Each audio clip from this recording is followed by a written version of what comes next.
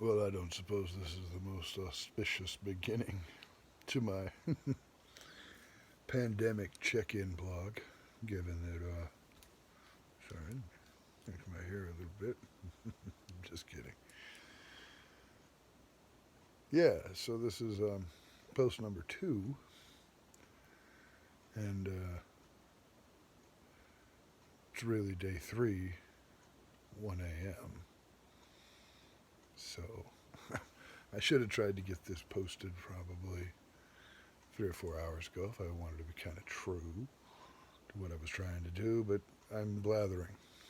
Anyway, the end of the last one, I was talking about how, having, you know, been raised Mormon with kind of that prepper attitude and whatnot, that, there's a lot of, well, there's almost like a little bit of a calm as the storm hits because it's like, oh, okay, all right, it was good to, kind of like Noah looking around when the flood came up, looking around going, see, told you it was coming.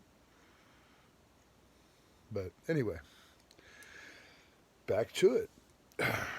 So we are officially, I think, stocked up well enough for. Well, we're not planning on going anywhere for at least 2 weeks, probably. Other than my wife will be going to her job here locally. She works at the local convenience store. But and when I say local convenience store, I mean the only 24-hour store and one of only 2 stores in this little tiny town. I mean, there's probably only about 1,000 people who live out here. So odds are she's going to continue to work for at least a little while. I mean, although the numbers in our county are going up, there's at least 10 of them, maybe a dozen now in our county, 79 in Arizona. So I don't know how long she'll continue to work. I know the where she works will almost assuredly have to stay open. It's really the only store for 20 miles. And having to drive 20 miles to go to the store is kind of counter to quarantine, isn't it? So my guess is they're going to have to stay open. I hope they get to the point where it's like, yeah, we're going to let one person in the store at a time. You're going to pick out your shit and you're going to get kind of thing. But anyhow, we're now stocked up. My wife made the last run into town for at least a couple weeks. Town being Tucson, or the outskirts of Tucson. Didn't even go all the way to Tucson. They just went into Oro Valley, I think. Oh, well, no, they did. They went into Tucson. They had a couple errands to run. Yeah, our son had to get his cast because 2 weeks ago, 12 days ago, yeah, he was, well, he was being 9, I guess, and he broke his arm. So he had to get a cast put on it yesterday, or today. Yesterday, huh? Technically, it's yesterday.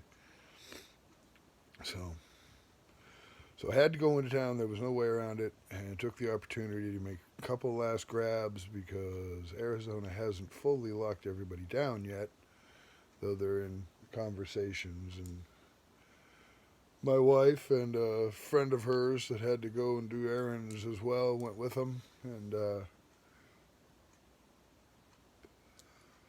they got to see firsthand what's going on down there. What I've been watching and keeping people updated on. My wife works and sleeps, and then works on her tattoo stuff. I mean, she watches the news. She doesn't not pay attention, but she's got me, so she really doesn't have to watch the news. I'm terrible. I'm a newsnik. That's yes. But again, that's why I think we're fairly well prepared because, like I said before, we've got 6 months of food put away. We've got a month worth of tasty food. The other 5 it'll start getting. Who wants porridge? No? How about porridge?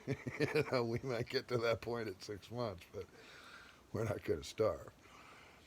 But picked up some last minute, supplies like, well,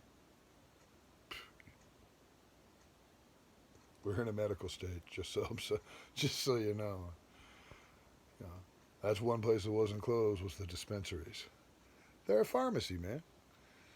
They wouldn't let you come inside. They brought your shit to you at the door, which is the way every store is probably going to be getting eventually. But so picked up tobacco so we can roll our own cigarettes and not have to buy cigarettes. I know we should quit. Yeah, I get it. Quit a lot of things that a lot of you ain't quit. So get off my back. You quit dairy yet? No. You're older than 6 months. No need for dairy. If you quit dairy yet, no. Then fuck you about my smoking.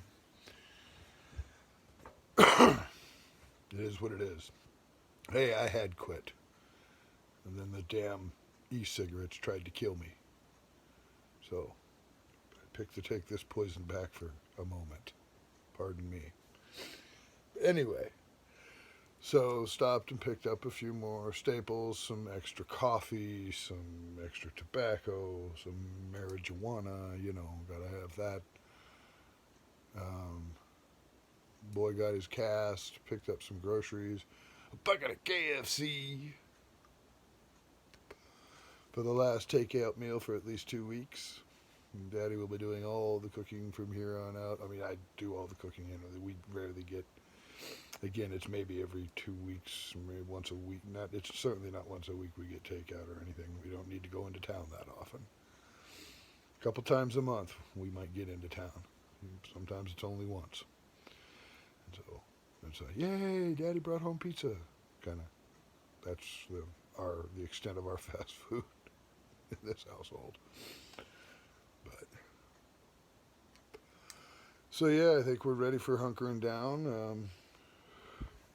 I redid my entertainment table. It's a little too dark for you guys to actually see it, but putting together, the movie table with the games in the bottom of it, and then we've got our video game system set up. So just, trying to organize one piece of the chaos because it seems to be a piece that's going to get used a lot. So rewiring and rechecking our DVDs and our Blu-ray players and getting stuff like that set up because, it's going to be movie time a lot. So, again, luckily I have we're lucky that we live on, like a quarter acre or half acre plot, and our back fence is a city park, so. And it's an unused, almost abandoned city park. So it's not like it was barely used before the quarantine. I don't see it going to be getting too terribly much more use. I mean, it's a park that might get 10, 12 people visit it a day, and that's being really generous. It's more like 2 or 3, A couple cars will pull in back there in the middle of the night for 5 minutes to, I don't know, commence with some sort of transaction. But even that's rare. So, but yeah, we're lucky. We're going to have that ability to go outside and play. But I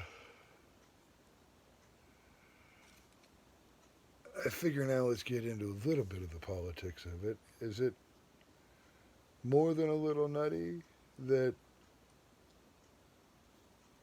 Trump is doing everything he can to push this off on China? That they didn't give us all the facts. Bubba, they gave you enough facts for you to be fucking worried, and you said don't bother. The facts kept coming out, even after they even after they admitted that or it was pointed out that the numbers weren't quite right and things were bad. You still said, "Oh, it's nothing. We've had 15 deaths. It's going to go down." None of your decisions were China's fault. And what is the story with the way he says China. China. Is he pretending he's saying the N-word there? No. No. China. China. China. It's China. What the fuck? I mean, such a race baiting, non-alpha bully. I mean, it's ridiculous. I love Fauci's head slap today. That was beautiful. Don't touch your face, Dr. Fauci. Unless you're head slapping because of the complete moron you fucking work for. And now he's touting a colsequin or whatever cure that. Oh, by the way, he didn't point out in that press conference that if you accidentally take twice as much as you're supposed to take in a given day, which is only a gram, is all you're supposed to take, I guess. So if you take 2 grams, it can kill you. Yeah.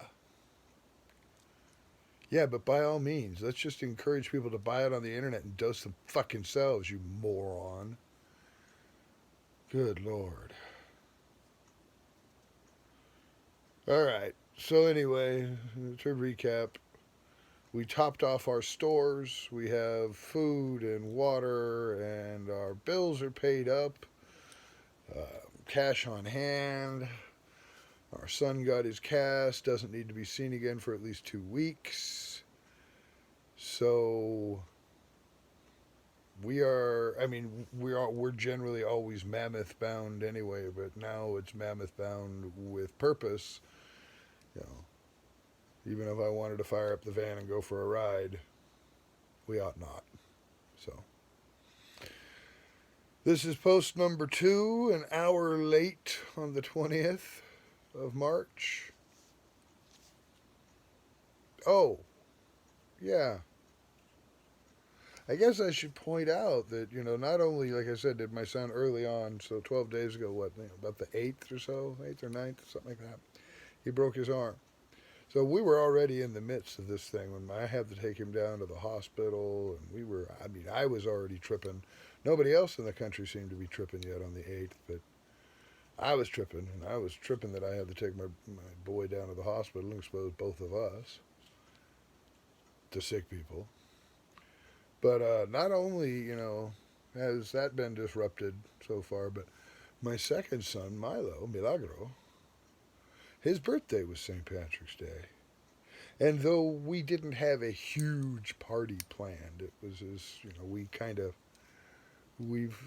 with our kids, we've kind of set certain milestone years that we'll get bigger parties, and other years we'll just get a party with the family, and we're trying to do the same thing for each child. Our kids are staggered 9, 7, 4 now, so trying to remember that if we didn't give our oldest a big birthday until his 8th birthday, then we ought not give the next 2 a big birthday till their 8th birthday.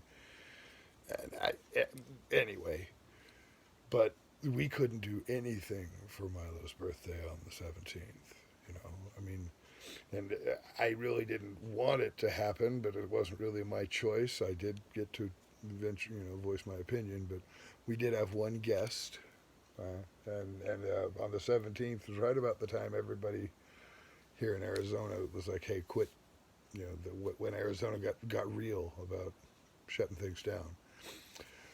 But we did have one visitor, his great aunt, his surrogate grandma, my wife's mom's sister, my wife's aunt, came down. She lives up in the mountains here in Arizona, up in Heber Overgard. So she drove down for his birthday. So he had a great birthday for a little family party.